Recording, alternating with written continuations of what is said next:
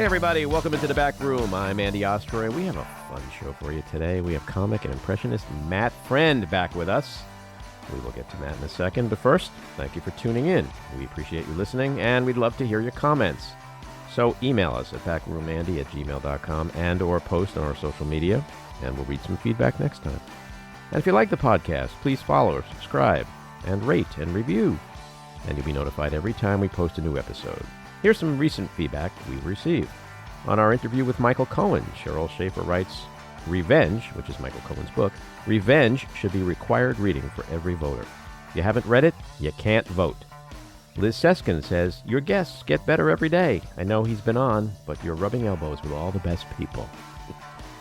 And in our conversation with author Molly Roden Winter, who wrote More, a memoir of open marriage, Jim Alden writes, if I listen to this podcast, you won't tell my wife, right? Very funny, Jim. All right, let's get to our news. Are you an admirer of the Russian? I think he's done a great job of outsmarting our country. Putin even sent me a present, beautiful present with a beautiful note. We just left Moscow. He could not have been nicer. He was so nice and so everything, but you have to give him credit. One of the presidents of a big country stood up and said, well, sir, if we don't pay and we're attacked by Russia, will you protect us? I said, you didn't pay? You're delinquent? He said, yes, let's say that happened. No, I would not protect you. In fact, I would encourage them to do whatever the hell they want. You got to pay. You got to pay your bills. Well, the news just broke that the brutal, murderous dictator that Donald Trump is referring to there, Vladimir Putin, killed Russian opposition leader Alexei Navalny. Yet Donald Trump thinks Putin is his pal, and he's proud of the fact that Putin loves him, and he's encouraging him to march all over Europe. If our NATO allies don't pay their NATO dues, Alexei Navalny was, 47, I think? First he was poisoned, then he was sent to prison, and died, I put that in quotation marks, died in a Siberian prison. Because that's what happens in a dictatorship.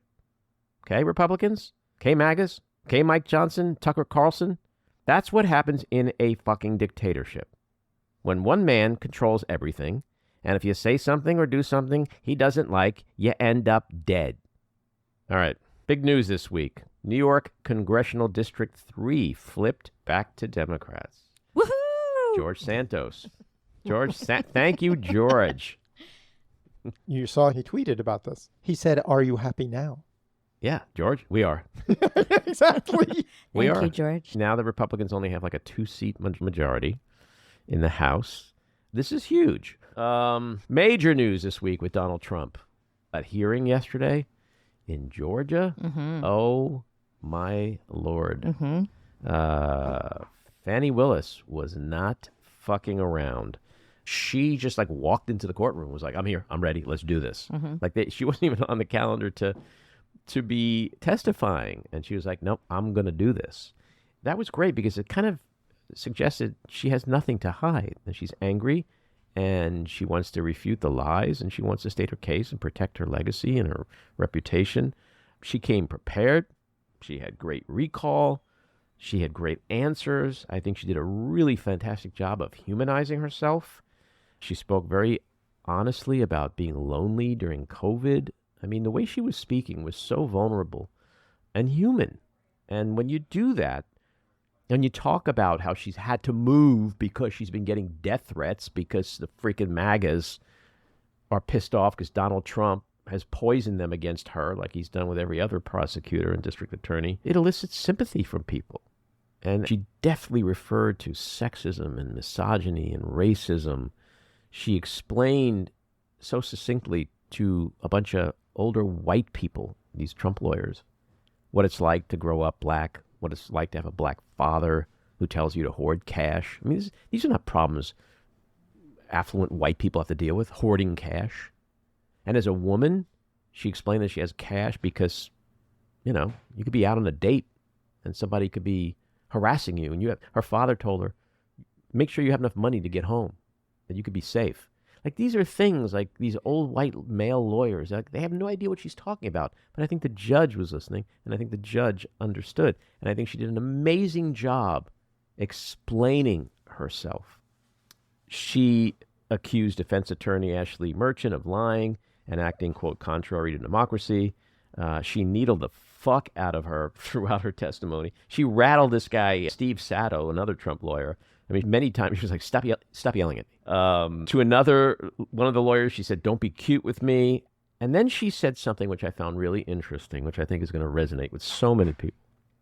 When she was talking about Nathan Wade, the guy who was brought on to head the Trump prosecution and who she's supposed to be allegedly involved with, and at the center of this conflict of interest. She said, when I used to argue with Nathan, we'd have these arguments because he would say things like, the only thing a woman is good for is to bring me a sandwich. And she said to him, quote, I am your equal. I don't need a man. A man is not a plan. A man is a companion. And I think every woman who watched that, every woman who reads about that is going to understand exactly what she's saying. At another point, she said to the lawyers, I am not the one on trial here. You guys are. You guys are the one that tried to steal an election and overthrow the government. And that I thought was brilliant, the way she did that.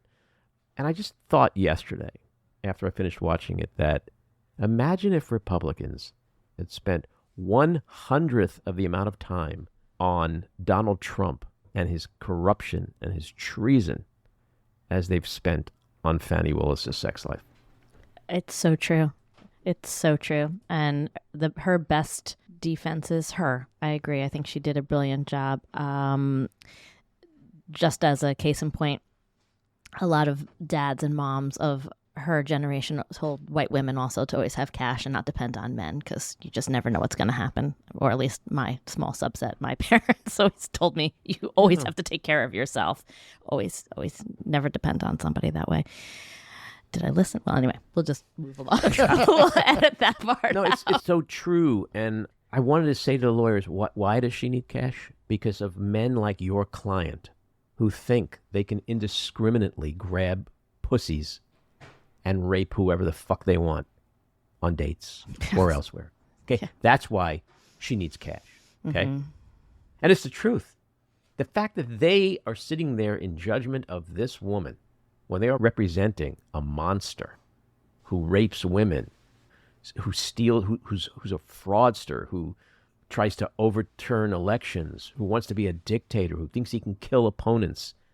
She's the one on trial? No, she fucking reminded them who was on trial. Yeah, I thought she did a great job. I'm still hesitant because this is a Republican judge, and he may want to do something to assuage some of his critics in the Republican Party. So I don't know. I'm up in the air as to whether this will be given to a different district attorney or not. I don't think it will be, but I wouldn't rule it out. Even her performance was fantastic, but it's not necessarily relevant to what his decision will be. Well, it is. It is. And here's why. This is why everyone I watched in the last 24 hours who is on cable news as a legal analyst, from Andrew Weissman to Lisa Rubin, Joyce Vance, Glenn Kirshner, all of them are saying it's, to them, virtually impossible that Fani Willis will be disqualified. And here's the reason. Judge Scott McAfee said at the outset that there's one piece here that he's focused on, one piece that matters, and that is the financial piece. Is there some proof that she directly or indirectly benefited from the contract that Fulton County has with the lead prosecutor, Wade? And so her testimony, where Wade, and apparently her dad, who's going to come in, you're going to have three key witnesses who will be testifying that they split these expenses equally. And there's going to be zero, which there has been so far, and very likely to be zero going forward, zero evidence to the contrary that gives any kind of credibility or credence to the contention that she benefited financially. And without that piece, this thing falls apart. I hope so. And because it's a very specific matter of law, which the judge laid out right up front. This isn't about her sex life, all these salacious details that went back and forth. You know, they kept asking her the same shit over and over again. Why are they doing that? because they know they don't have that financial piece. Well, they're doing this for performance, so they can Yes. take these clips and put them on OAN, put them on Fox Great. News. And, Who cares? Well, for them, that's half of what they're doing. Okay, well, that's why this is why they lost New York 3. This is why they've lost every fucking special election. This is why they lost the Senate. This is why they lost Arizona. This is why they lost Georgia. This is why they lost Michigan. And this is why they're going to get their ass fucking kicked in November, because they focus on bullshit. I'm sorry, but like, it's just, let them do it. Let them do it. I agree with you, Matty. But I'm just saying, let them do it, because it doesn't get them anywhere, ever. I agree. I do think New York 3 is a sort of unique case and isn't necessarily a bellwether. It could be, but our own friend of the show, S.E. Cupp, did a good op-ed in the Daily News and on CNN. We have to be a little cautious because this was an election that was run far to the right of Joe Biden. He did win that district, Joe Biden, in 2020, so it's not a shock that a Democrat could win it. No, but Santos won by 8 points, and Swazi won by 8. It's a 16-point swing. I mean, that part of Long Island has turned Republican. But there was an exception. I mean, there was a huge snowstorm that blanketed that part of Long Island in a foot of snow, and Democrats come out and vote early, and it's there are indications that might have really affected the and that's why I the mentioned outcome. every other special election. Yeah, Yes, absolutely. yes. New York may have its own unique set of circumstances, 'Cause but we in the are grand unique. but in the grand scheme of things, it is part of a major trend that has existed for the last several years. Republicans have only won one thing, which was the House, and they were supposed to win by a red wave of 40 to 60 seats, and they won by 4. Now they're down to 2. There is nothing in the past, that old expression, past is prologue. There's nothing in the past to indicate why that trend wouldn't continue. So New York may be in some way an exception, which I'm not going to agree with, but I'll give it to you. But in the context of all the other losses, it's more part of that trend than not. I love when optimistic Andy shows up on Friday. It makes me so happy. No, because I'm tired of listening to the noise. And that's going to be the subject of my rant today. Noise isn't going to win elections. Donald Trump is a master at pontificating in the court of public opinion. And it is very easy to make that the focus and make that the object of our fear and our concern and our negativity, when in reality, these fuckers have won nothing. They constantly shoot themselves in the feet. Agreed. But I still think he can win. Yeah. See, what I'm doing for my own sanity is to say, I'm taking Andy Ostroy out of it. Okay? I'm approaching this like a detective. Give me the facts. Give me the evidence. Okay? I'm not going to sit here and editorialize in my own head about, oh my God, this, oh my God, that. I'm not going to play Chicken Little. I'm not doing any of that. I'm just going to say, if I was a betting man today, based on everything so far, where would my money go? My money ain't going to be on Republicans. That's all I'm saying. You know what I'm saying? So all right, we talked about Georgia. So first, they filed a request in the January 6th immunity case to have it thrown out. Jack Smith responded like a day later, and then last night Trump responded. We could have a fairly quick decision out of the court on this immunity thing, and that would be a major blow to Donald Trump. Yeah, I don't think the court's going to see Donald Trump's way on this one. I would bet on that. Mm-hmm. And then we have the New York hush money case, and it's going to be the first time Trump sits in a trial in a court, and it is important. It's going to be the first time he's being held accountable. He's probably going to lose. He's probably going to be convicted. And then guess what? What about all these polls? And a recent one that came out yesterday that has him losing 2/3 of Republicans if he's convicted. All of this is important. And none of it is not going his way. It's all a shit show if you're Donald Trump. He is fucked. Well, that's called leadership with that judge. And this is the case that got things rolling in the opposite direction for Donald Trump. And it is relevant. And, it doesn't matter what side of the aisle you sit on, but, Clinton's issues were, do you think that's relevant to how he managed and functioned as a president? Well, it certainly took up a lot of our time and attention. And why wasn't it relevant then? everything is relevant in politics. Look, And Nikki so Haley it's said important. Nikki Haley said last night Donald Trump's going to be in court by his own admission, like the entire year. And he is going to be convicted. The long arm of the law has crawled up his ass, and it ain't getting out. The U.S. judicial system, it's done its job so far. It's doing it again, and it's going to keep doing it again. And I'll say it over and over again, and this ain't optimistic Andy. This is rational, logical Andy. He's fucked, and he knows it. He knows it. What do you think he needs to be president again? Because he knows if he's not, he's fucked. Right? I think he is going to get convicted. I don't think his brain really comprehends that he's fucked. I think he does want to be president because he realizes what you just said. But I think that we, with rational brains, think that he thinks he's fucked. But I don't think he thinks that. Oh, I do. He is going to get hit with a major penalty. It may not be the 370 that Tish James is looking for, but it's going to be pretty damn close, I suspect. And the sanctions put on him, the fact that he can't operate or be an officer in a business in New York for 5 years, which is a death blow because he's fucking, you know. I mean, to any business, if you said you can't do business for 5 years. I mean, the punishment should fit the crime, and this is very exciting. Yeah, and the same would hold true, you know, for the kids. Like, it's just, and I think that's going to happen.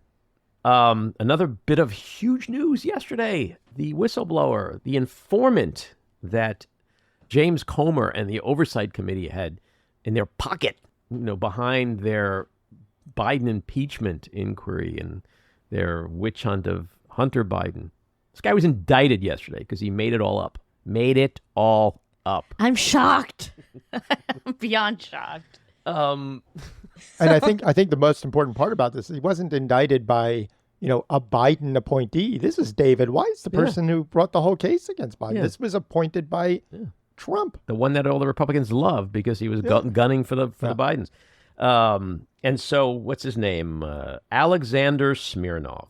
Okay. He fabricated claims that Biden and Hunter sought two $5 million bribes from a Ukrainian energy company and falsely told the FBI that Hunter, who was then serving as a paid member of the board of Burisma, demanded the money to protect the company. They all said that Joe Biden had his hand in those pockets. He got the money. The Biden crime family, blah, blah, blah, blah, blah. All bullshit. It's like the gang that can't shoot straight. Not only is there no way that Trump is going to win in November, but there is no way that Democrats will not take back the House. Oh, wow. Okay. So now I'm saying what everybody feels. You didn't say that a month or two ago. I'm consistent. These fuckers are going to lose everything. Because why? Because they've lost everything before. And they've done nothing to change that. And they've done everything to make their situation worse. All right, let's get to our winners and losers.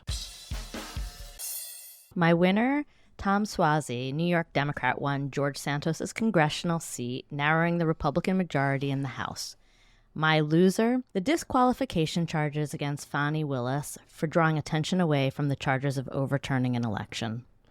My winner this week are the people of Greece, as Greece became the first Orthodox country to legalize same-sex marriage. My loser are, unfortunately, the people of Russia, because as we just talked about, Alexei Navalny was essentially murdered. He died, and that was the leading opposition leader to Putin. My winner, Fani Willis, because Trump's lawyers were expecting a San Francisco cable car, and she came in like a Japanese bullet train. My loser, House Oversight Committee Chairman James Comer, who yesterday was made to look, at best, like a pathetic fool, and at worst, a shameless, corrupt liar. All right, let's get to the weekly rant. Democrats are panicking. Joe Biden is too old. He's going to cost us the election. We're doomed. But the simple truth is, there's nothing wrong with President Biden. His mind is no less sharp than any of us who can't remember where we last left our keys or our iPhones. Just watch any Biden speech objectively, and you'll see the clarity he has when discussing the most complicated subjects in the world while citing dozens of critical statistics. And he's 81. You tried doing that after flying all over the globe, jet-lagged after a little sleep. But Trump, his cowardly, pathetic sycophants, and the MAGA propaganda networks Fox, Newsmax, and OAN are desperate to have the 2024 campaign narrative be dominated by Biden and his alleged withering mental acuity, because that distracts from the fact that Trump is a dangerous, unhinged, cruel, pathologically lying, sexist, xenophobic, homophobic, corrupt, twice impeached, 4-time indicted, NATO-busting, military-hating, Russia-empowering, dictator-wannabe, racist, rapist, sociopath who thinks Obama's still president, Nikki Haley was House Speaker on January 6th, and that Biden's going to get us into World War II. And here's another truth. Trumpers are great at being loud and noisy. And we all know the squeaky wheel gets the grease. And so the mainstream media just loves giving oxygen to Trump's dumpster fire of a shit show while engaging in shameful false equivalencies which serve to legitimize and normalize Trump's unprecedented, un-American clusterfuckery. Biden beat Trump before, and he's going to do it again. And given Trump's deadly insurrection, 2 impeachments, 4 indictments on 91 felony counts, there's every reason to believe more suburban women, independents, and moderate Republicans in 2024 versus 2020, not less, will vote for old Joe this time around. So just filter out the noise, because it's just nothing but noise. Focus instead on the reality that this is a binary choice. And when it comes time to vote, a majority of Americans once again will choose the nice old forgetful guy over the dangerous monster. Donald Trump will not be president again. All right, let's get to Matt Friend. He's a very funny, incredibly talented, and ridiculously popular comedian, actor, and impressionist. And we are thrilled that he's joining us again. Matt, welcome back into the back room. Thank you for having me back, Andy. How are you? Great. And you know that today is our anniversary, Matt. Friend, you were here a year ago exactly to the day last time. It is unbelievable to be back with you. I think we should make it a tradition. But you, in that year, have blown the hell up. You are on fire. I see you everywhere. I can't go anywhere without seeing Matt Friend. That's the problem. If you have me on your podcast, I'd probably just keep appearing on your phone. Your phone now knows me too well. But yeah, no, it's been a crazy year. A lot happening. It's very exciting. So what are some of the highlights for you of the past 12 months? You've been everywhere. You've been at the Grammys, the Golden Globes. No, I mean, so we did this. Yeah, we did it last February. I was on your show. And then, I went to the White House Correspondents' Dinner weekend. The big thing this year, I just did New Year's Rockin' Eve with Ryan Seacrest. I did like a little segment. And then I did the Golden Globes. I was doing comedy interviews on the red carpet. So I got to talk to Paul Giamatti and Nick Cage and cast of Suits and Succession. And it was insane. And now I'm doing my hour of stand-up and touring that. And I'm getting ready for a big show in a couple of weeks at the Gramercy Theater in New York. So it's very cool. I'm grateful and excited for all that's coming up. When you are like working the red carpet and all of a sudden you see somebody that you've been doing for a long time, is there like oh my God, this is awesome, or like, oh my God, are they going to be pissed off because they hate me doing that? No. I think the way I approach it, I mean, I'm not really worried about the pissed off thing because I don't think I'm like an asshole on the carpet. You can't be like running up to me. I'm also stationed now on the carpet, right, with a Golden Globes microphone, and it's a great environment to do it. It's not like I'm finding them at a restaurant when they're eating with their family. So like they're there to be talking and photographed, and creating these light, fun moments is what I'm trying to do. And so who have you met that you just still can't believe you got to meet? Truthfully, like the past 2 months has been such a mind fuck. I mean, it's honestly unbelievable. Paul Giamatti was a big one. I mean, I love this guy. I love this guy since I was in high school. Like the John Adams miniseries on HBO is my favorite pieces of television ever created, and Billions. So that was a very big moment. They're like, Paul next to Paul. My God, it was crazy doing that. That was a huge moment. The Succession cast was big. all these moments are just kind of surreal. I mean, I did a video with Chuck Schumer like a little less than a year ago, like where he reviewed a bunch of my political impressions. So it's a little meta having these moments. He seemed really thrilled to be standing next to you. Yeah, and I think that's important too. Like if you're a politician, you should be having a like be funny. Like don't be so weird. Like that was DeSantis's problem. He was a freak. Oh, it's like loosen up a little bit. I mean, stop being such a weird robot and like be a human being. You know, that was Obama's strength too. Like he ultimately politics, you're an entertainer. I mean, that's such a large part of it. Unfortunately or fortunately, I don't know how you look at it, but a lot of this takes a lot of people skills and awareness and kind of working a crowd. And it's so good for Schumer that he was able to laugh at what I was doing. Has there been anyone you've met, red carpet or elsewhere, where you were like, oh, that was weird. That person's weird. The only one that I talked about it on stage was Tom from Succession, McFadden. I went up to him and I was like, I do an impression of you. I love you. And he just walks past me and goes, good for you. He keeps walking right by me. So clearly Tom is not acting. No, he was being very Tom. Tom is Tom, I guess. He was being very, very Tom. Yeah, that was a moment. Yeah, it was actually really funny because I saw Cillian Murphy on the carpet, and I actually not on the carpet, around the area before they went into the actual show at the Globes, and I asked him for a selfie, and he was kind of walking by, and he goes, "I'd rather not." And then I'm at a party. I know I'm such a name dropper. I don't know what to tell you, but you asked. So then we're at a party, and somehow I find myself in this crazy room, and Cillian Murphy is standing there, and he looks at me, and he goes, oh my God, my son is obsessed with you. So he realized who I was after he was walking by me, he didn't realize. And he kind of looked at me and then he's like, oh my God. And he introduced me to his son because I guess they watched a bunch of my videos. So that was a very cool. So you didn't feel like saying like, hey, no videos, no selfies. Yeah, exactly. Imagine if I said, I'd rather not. Yeah, I'd rather not. Yeah, exactly. Well, he was on Peaky Blinders. He was a badass on that show. So right. I would do whatever he wants. And you've been doing a lot more cable stuff. I see you doing a lot of Jim Acosta. I love Jim. Yeah, no, he's great. I've been doing a lot of CNN recently, Laura Coates, Jim Acosta, and no, it's fun. I mean, those are examples of, I think it's cool, like from my perspective, to take people who are in a very serious position. You don't really get to see Jake Tapper or Acosta laughing because they're covering wars. Acosta loves the border and yeah, no, it's very fun. Like he's we recreated the moment where I'll tell you what happened. Trump says to Acosta, says, Jim, you're a terrible person. You're a terrible person. I'll tell you what, you run the fake news CNN and let me run the country, Jim. It's really horrible what you do. It's a nasty question. That is a terrible question. You're a terrible reporter and a lousy person, Jim.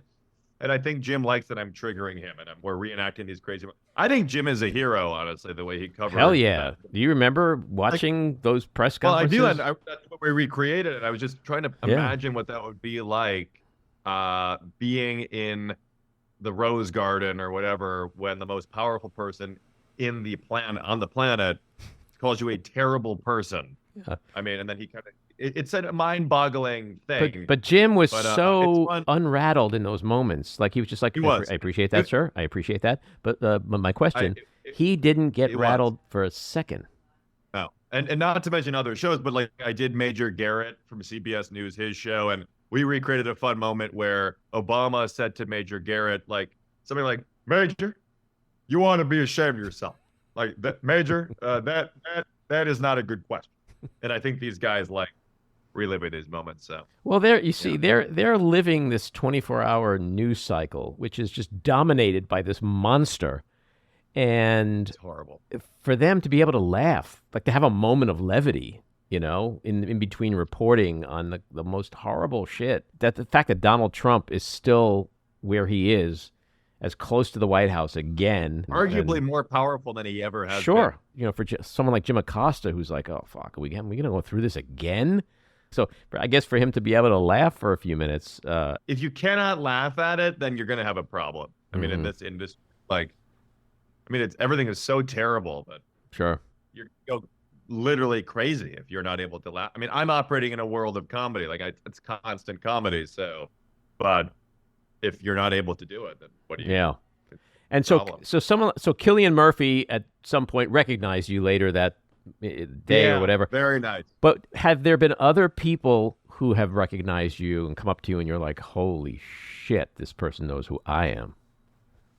That was a big one. I mean, like, that was fucking crazy. Like, that happened. I mean, Giamatti, I mentioned that. Let me tell you right now, I'm going through, there have been, like, it's honestly a big one at the Grammys.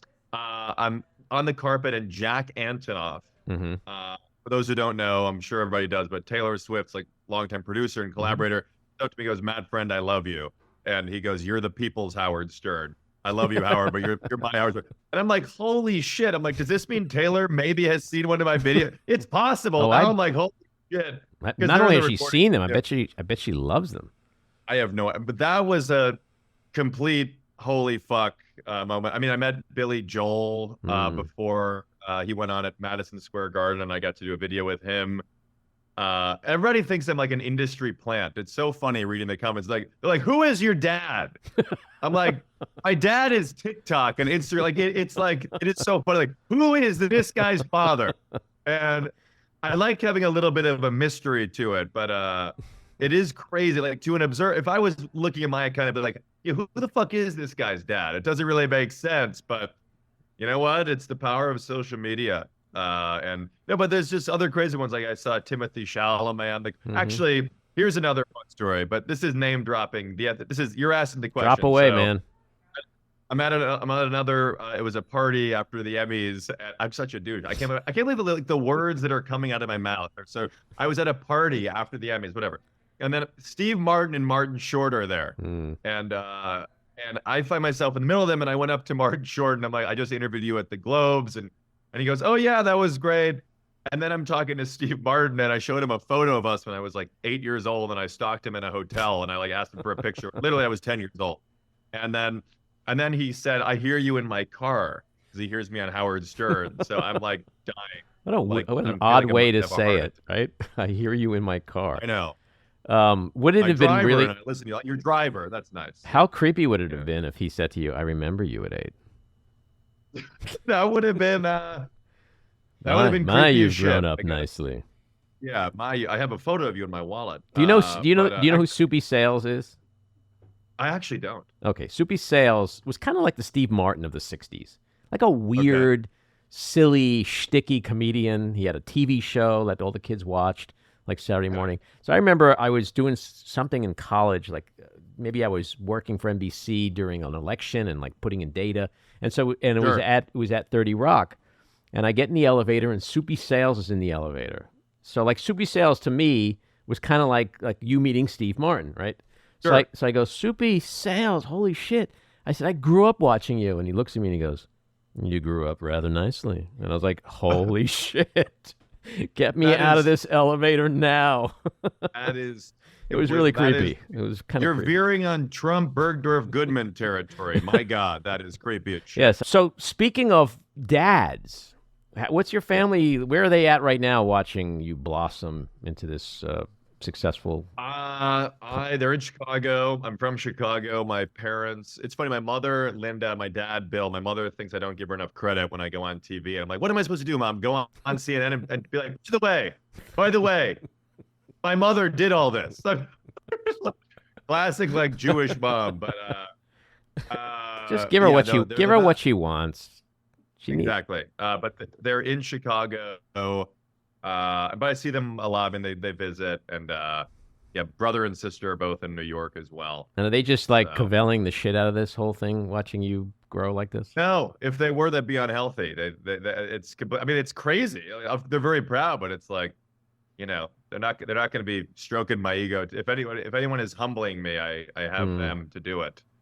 So, which is good. So if you say to them like, "Hey, did you see me at the and they're like, "No, you were at the Golden Globes? Oh, that's nice." No, they're very proud. Like, I think they think it's like amazing, but they're not going to be like, which I think is a good thing. They're not going to be like, "Oh my God," like, I think it's a healthy amount. Oh my God, he got dissed by Cillian Murphy. Yeah, exactly. Yeah.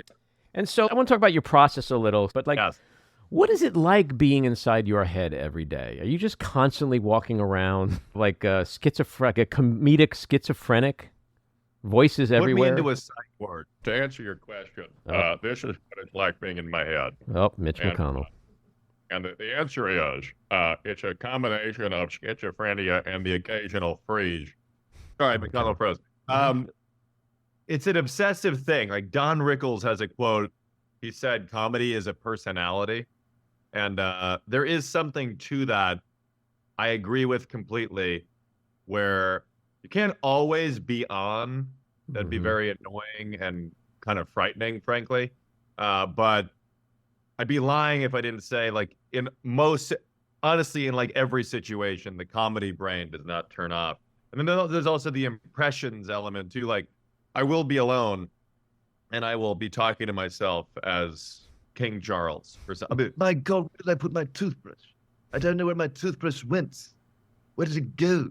You know, I'll be walking down the street as like someone else. Like it's kind of a crazy thing. And are you doing that because you're like actively working through an impression, or just I'm doing because... it, Andy, because I'm psychotic. Because I mean, like, no, I mean, the part of it is like it is a lot of talking. Like my sister had a line a few months ago. She called me a glorified parrot, which I think is a good name for a comedy special one day.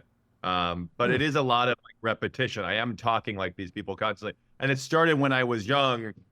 I don't know where it came from, but like I would do my grandfather, Don Levinson. Hello, Elaine, how you doing? That's him. He's alive. He's like 91 years old. And I don't know where the desire to mimic really came from, but it's a little... Do you ever have moments where you're alone and you're just like curled up on the couch reading Maya Angelou? Oh, yeah. Yeah. I mean, like, you need to, if you don't have like any downtime, like, you mean, am I always on a carpet or like doing something crazy? No, you just, what does Matt Friend ever like relax? Like truly tune out, read poetry? Yes. If you don't do that, then you're going to have a problem. Like, look at the Elvis. My God. But no, I mean, absolutely. I mean, I like to just walk around and hang out. And also like a lot of my time, I am spending like watching YouTube. Like you can't do what I'm doing necessarily without like taking the time to read and watch like the news and like TV shows and movies. And like, so a lot of it is like, I have to be just like knowing what's happening in the world, and like you have to have an element of relaxation to it, or else you're going to go completely insane. And some impressions come just really easy to you. The ones that like you want to do somebody, and you're like, wow, that was. I want to do an Andy Ostroy, but I don't know how I'm going to figure that out. Good luck, my friend. I have the most indistinct voice. You have voice. like a very Silver Fox, Tim Cook, Andy Cohen vibe going, so you do fit nicely into my repertoire. Maybe I'll figure that out. All right, I like that combo. Some do like maybe like I met Charlie Day on a carpet, and he said like you do kind of deep voice impressions, so that maybe having like a rich depth to a voice kind of does help. I would say. But you know what? I don't want to limit myself. You know, I'm also starting to do some singing stuff too. Like I just did that was a really fun moment as well. I just did videos with Michael Buble. Incredible. And we got together, and I had a lot of fun with Buble. Out of the tree of life, I just picked me a plum, baby. Birds flying high, you know how I feel. And that was crazy. That's pretty amazing. That. Yeah. And he, you know, I watched that. That was insane. He loves doing that with you. And it sounds great. That was crazy as shit. Wow. Because he is so goddamn good. And having that experience I've been a fan of his for so long, and having that experience was crazy. So you're clearly a singer. Like you're not just fucking around doing Michael Buble. You are a singer. You have singing chops. I appreciate it. I mean, So nobody's ever said that, Andy, but some people are saying I can dabble in that, right? I do the Buble. I like the country. I do Luke Bryan. I met Luke Bryan. He said to me, in order to do a Luke Bryan, you just had to mix Gomer Pyle and Elvis and blend them. And then you get country girl, shake it for me now, shake it for me. So I saw you talking with Jelly Roll. He wants an impression. That was another crazy one. Yeah, he's been following me for a while, and having that was really. I gotta do a jelly roll, I guess. Mm-hmm. And how about the problem impressions? Is there anyone lately that you just cannot crack? That's a good question. There's always going to be people that I want to figure out. Like I've been doing Bradley Cooper in Maestro, but I'd like to get a regular Bradley Cooper. Like I do Bradley Cooper, Leonard Bernstein. Like if someone doesn't sing at you, then nothing sings at you. If nothing sings at you, then you can't make music. Felicia. Yeah, he speaks right through the Jewish nose. But anyways, the prosthetic Jewish nose. I can say that exactly. But I like to figure out his regular voice. Do you like to do people doing, like, is it more fun to do a Bradley Cooper doing a role than just doing a person? Instance, yeah, it's because it was such a weird voice and everybody was talking about it. But if I can do both, ideally that'd be better to have in my wheelhouse if I can get him down as well. I'm also doing football ones like Patrick Mahomes. Like I was doing him. It was a great game. Great game. Tay Swift, Travis Kelce, little Kermit the Frog, like a great game. I don't know. I'm trying to figure that out. He sounds like Ray Romano and Kermit screaming at the top of their lungs. I'm trying to figure out some of the sports guys, Mahomes, the NFL, like Kelce, Andy Reid would be fun to do. So definitely some of like those bigger NFL dudes would be something I gotta work on for this year. Mm-hmm. And who are some of the more recent new ones that you've been having a lot of fun doing? I mean, politically, like there's DeSantis, Vivek Ramaswamy. These guys are kind of irrelevant now. But and then Newsom, I'm looking to for the future. Obviously, the Trump stuff is so topical.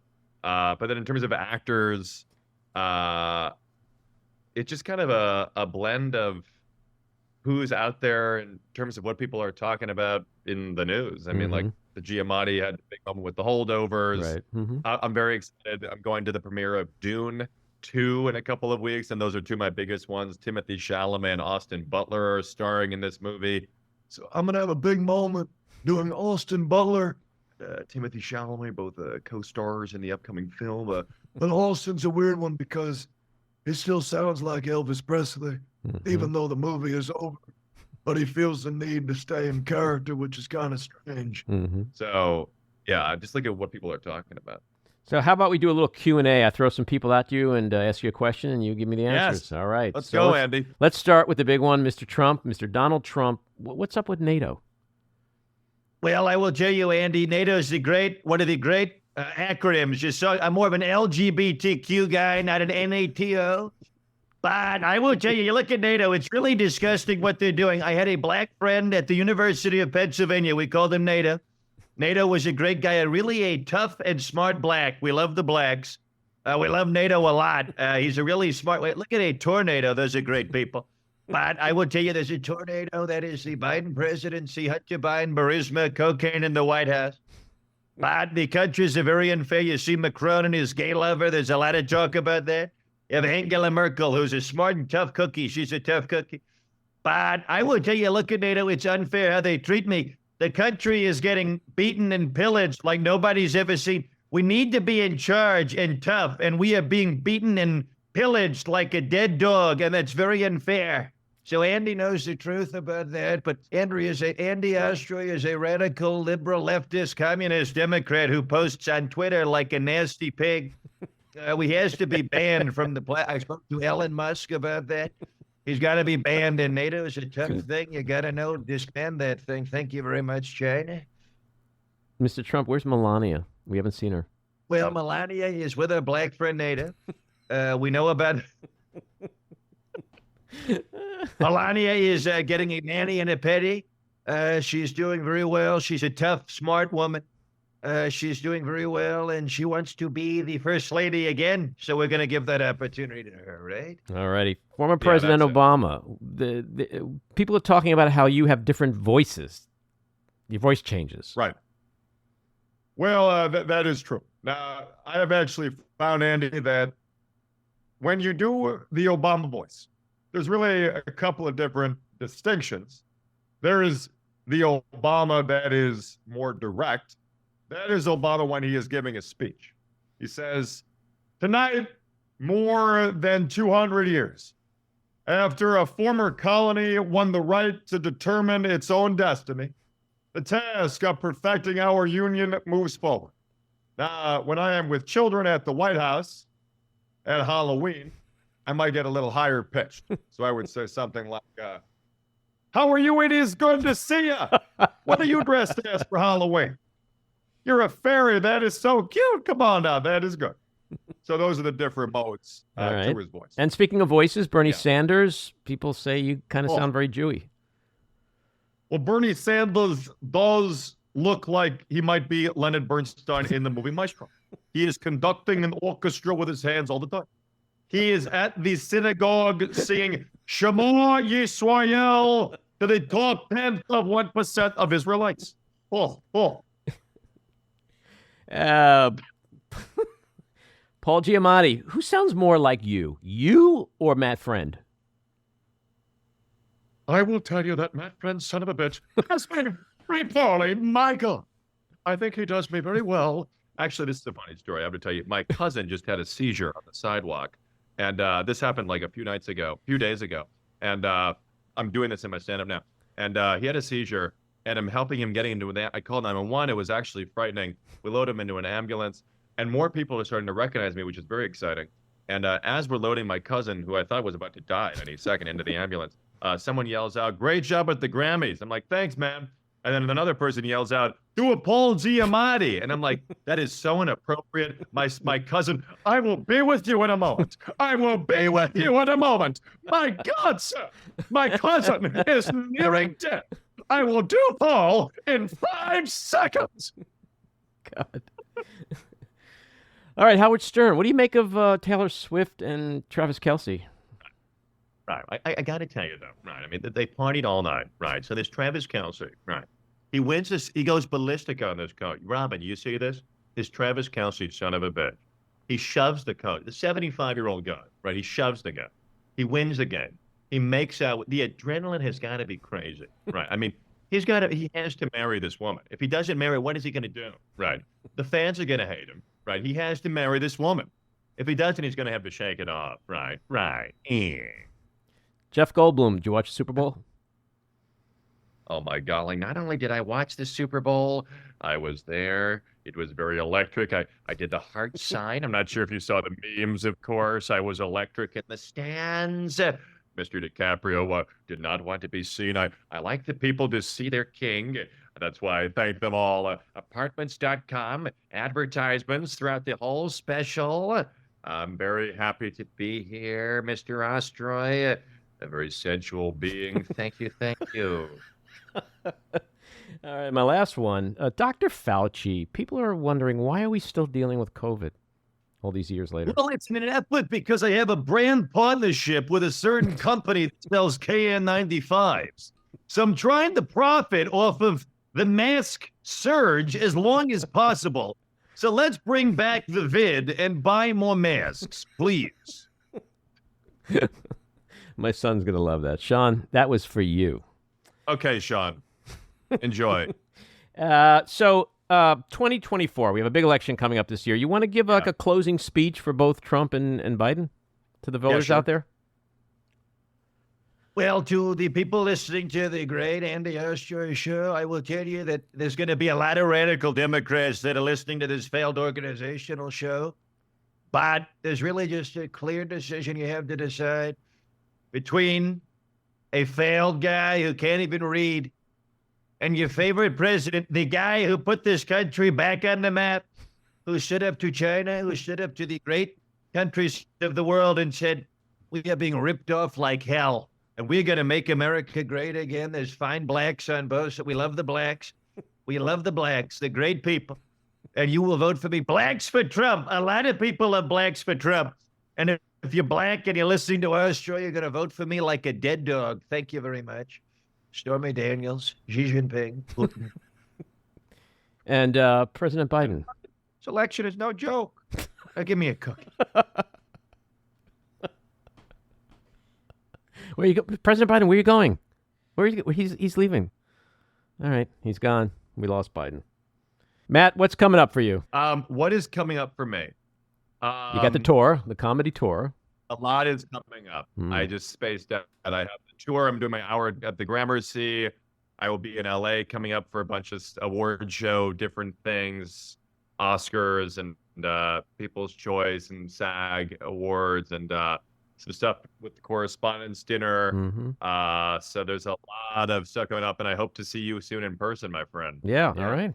Matt, it's been a pleasure as always. Seriously, Thanks for having me. And it's really a thrill to watch you become as popular and successful as you are. It's all deserved. Thank you for having me. And you were always one of the first to see it. So I really appreciate you having me. Just go ahead and say I discovered you. Just go ahead and do it. You're the Simon Cowell to my Susan Boyle, baby. Come on. Thank you. Yeah. All righty. Take care. Talk soon. Thanks. Bye. This episode of The Back Room was edited and produced by me, Andy Ostroy. It was co-edited and co-produced by Matty Rosenberg and co-produced by Jen Hammoud. Our theme song was composed by Andrew Hollander, and our logo was designed by Cricket Langell. And special thanks to Patricia Wind. Please take a moment to rate and review the podcast, and also follow or subscribe. Until next time, keep your eyes on Washington, Hollywood, and your own backyards, and have a great week.